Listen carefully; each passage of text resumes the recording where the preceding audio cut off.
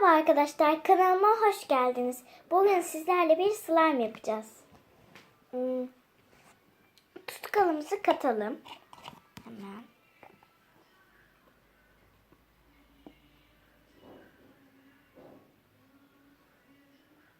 Kapatalım. Tamam, tutkalımızı koyduk. Kaşığımız.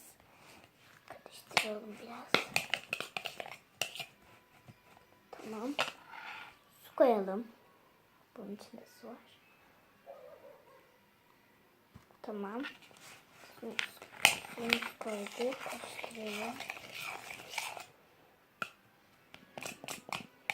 Tamam. Şimdi boraks ekleyelim.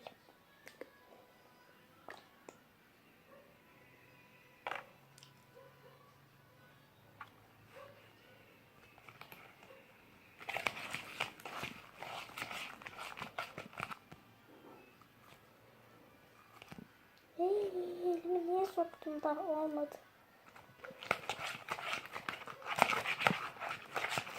Katılaşıyor. Azıcık daha katalım.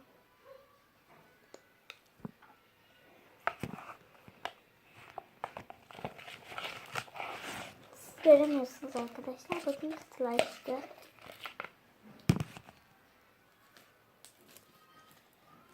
Tamam. Oldu galiba.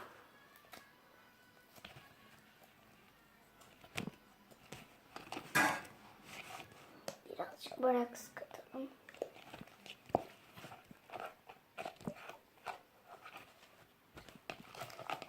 Tamamdır. Oldu arkadaşlar. Çok güzel. Koyalım. Bir de burada bir slime var. Evet.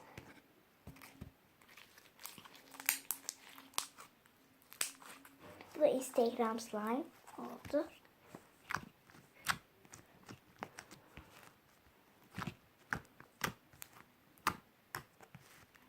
Çok güzel.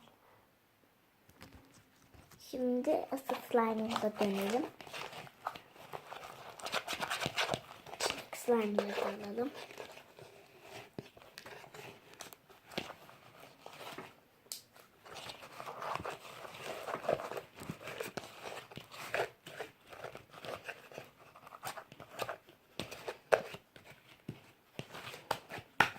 Evet arkadaşlar. Şurada var.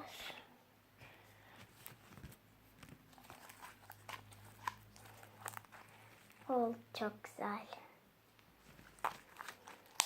Bakalım Instagram slime olmuş mu?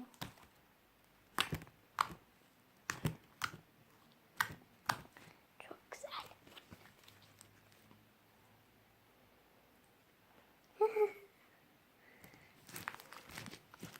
Ay, yapışacak.